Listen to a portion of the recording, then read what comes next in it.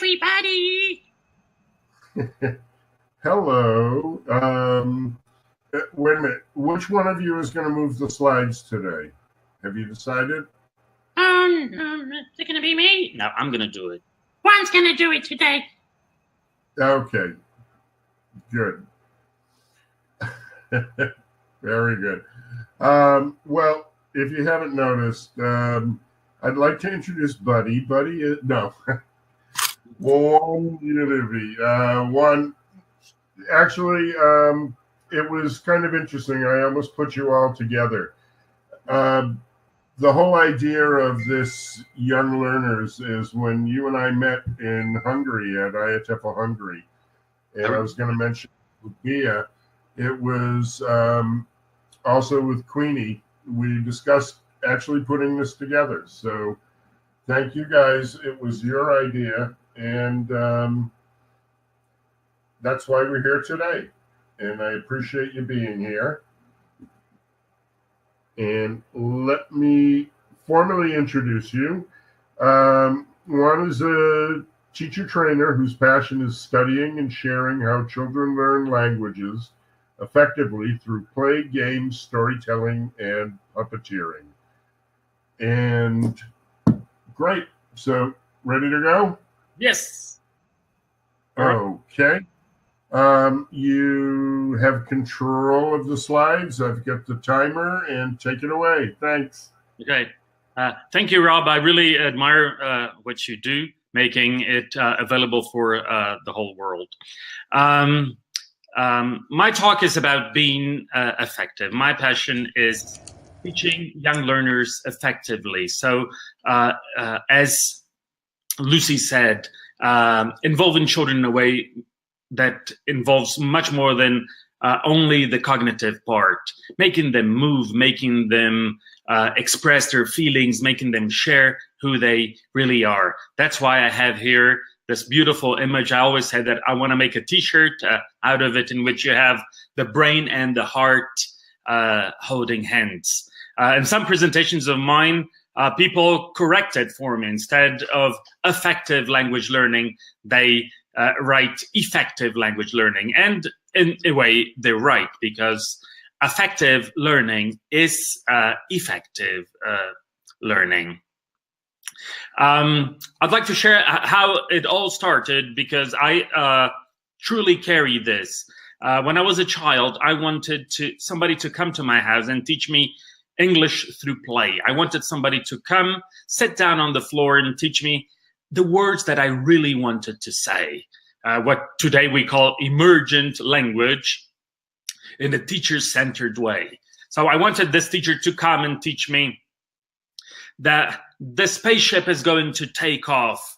Be careful when you land. It's broken. So I wanted somebody to teach me the language that I needed at that moment. And not only that, I wanted to say it with these voices, with enthusiasm.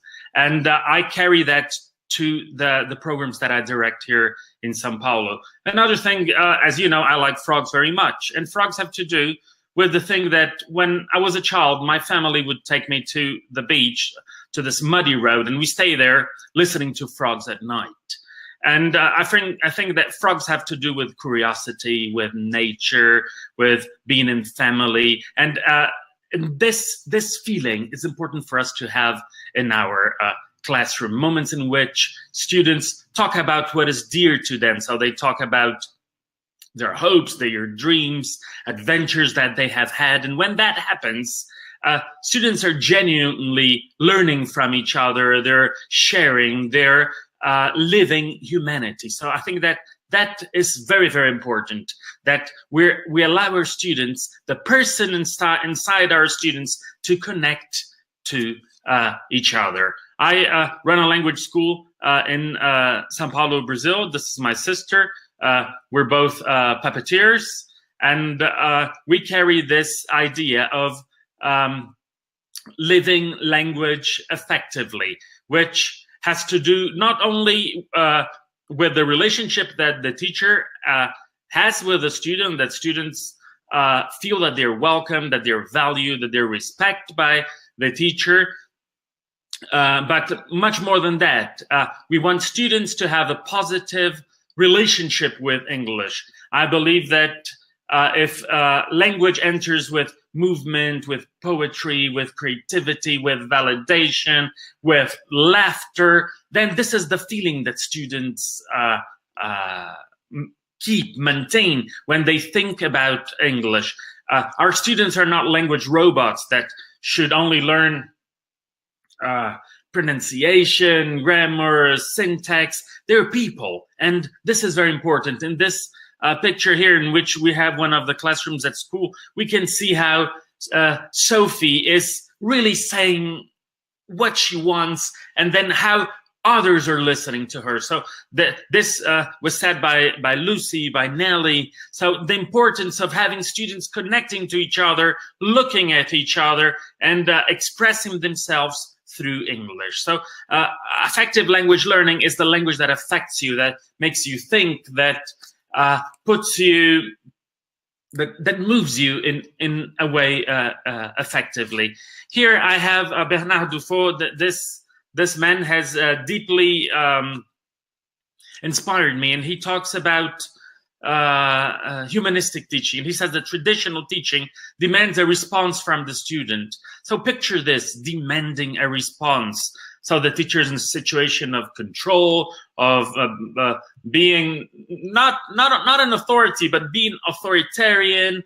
The teacher always doing the same thing. And here he contrasts it with the humanistic teacher responds to a demand. When this happens, the teacher has to be present. The teacher has to be there, understanding how students learn. The teacher becomes a server.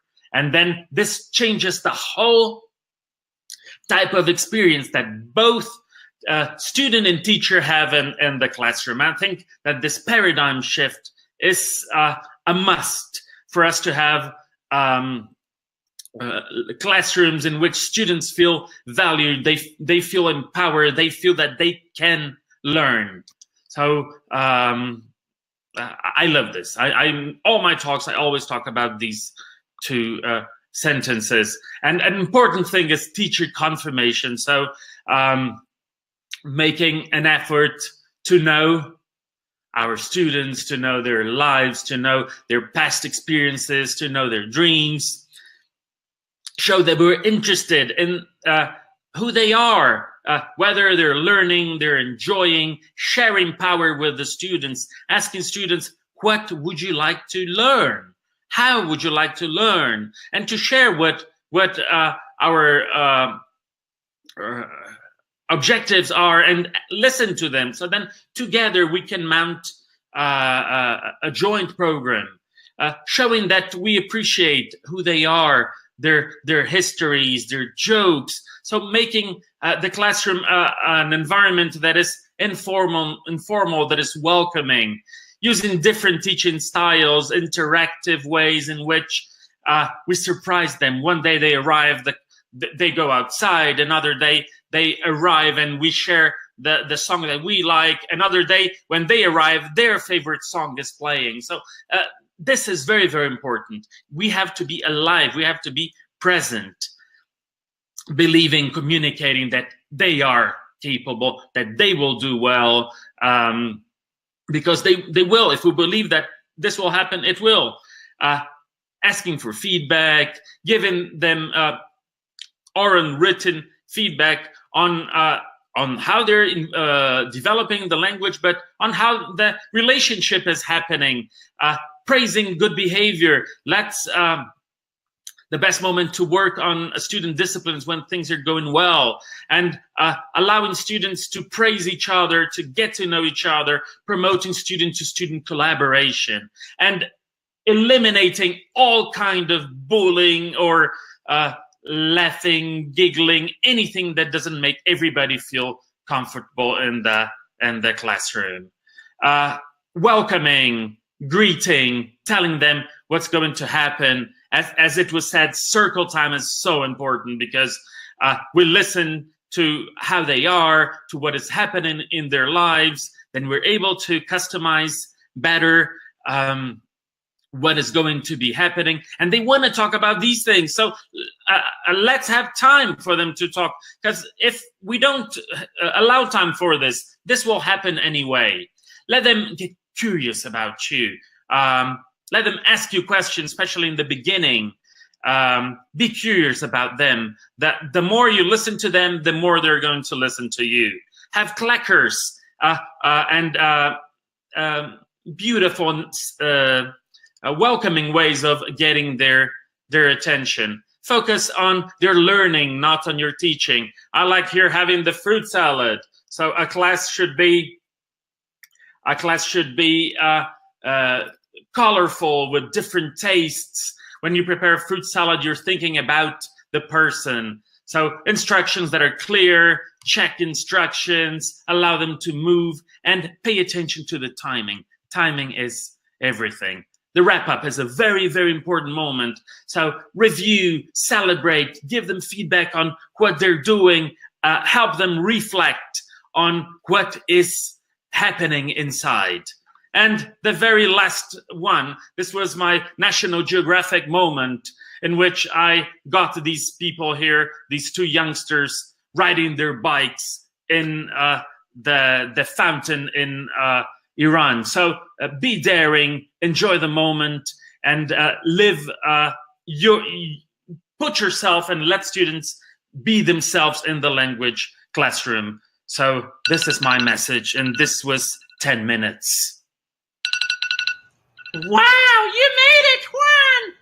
Thank you, everybody!